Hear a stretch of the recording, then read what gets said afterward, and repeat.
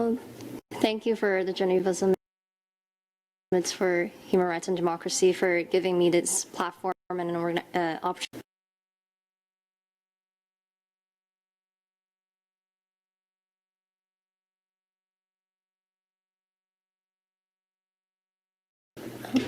Thank you. Well, thank you for the Geneva Summit for Human Rights and Democracy for giving me this platform and an opportunity to speak for our stories and our movement.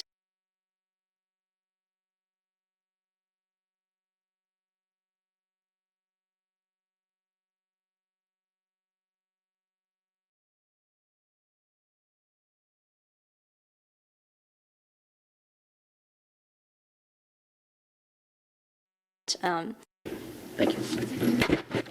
Well, thank you for the Geneva Summit for Human Rights and Democracy.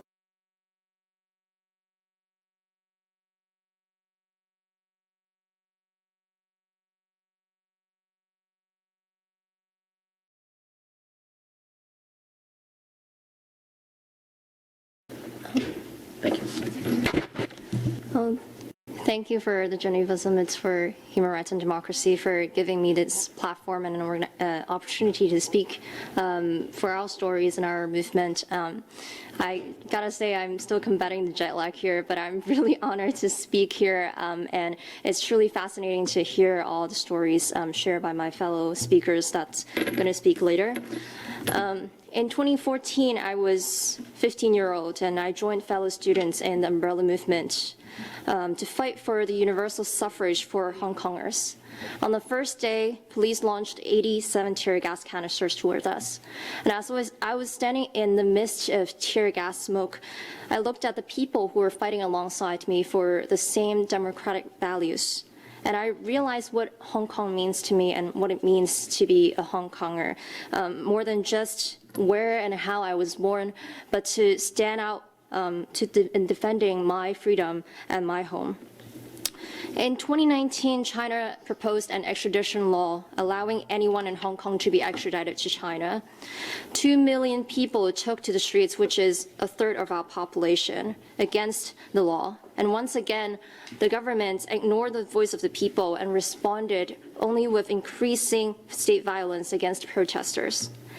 Tens of thousands of people were arrested, hundreds had disappeared, and 11 people committed suicide. Our city was deeply wounded. We were left glued together by pain, anger, and tragedy. And as the final insult to the people of Hong Kong, China imposed a national security law in 2020, targeting pro-democracy Hong Kongers. I was told that I have to leave right away before I would be arrested.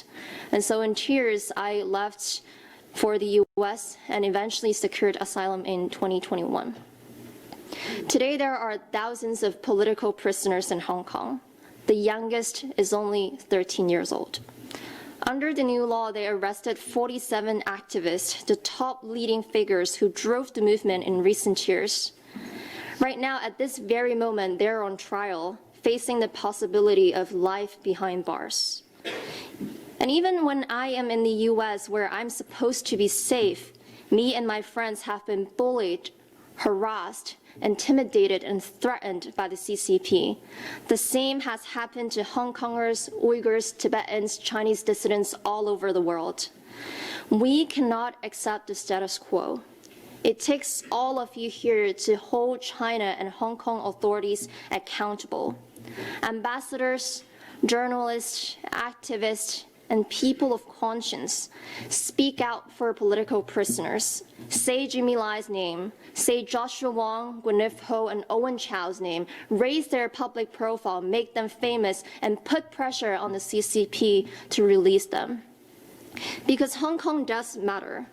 The fight for Hong Kong is a fight for democracy and freedom. It is a fight against the autocratic alliance out there, which undermines exactly what we're trying to defend.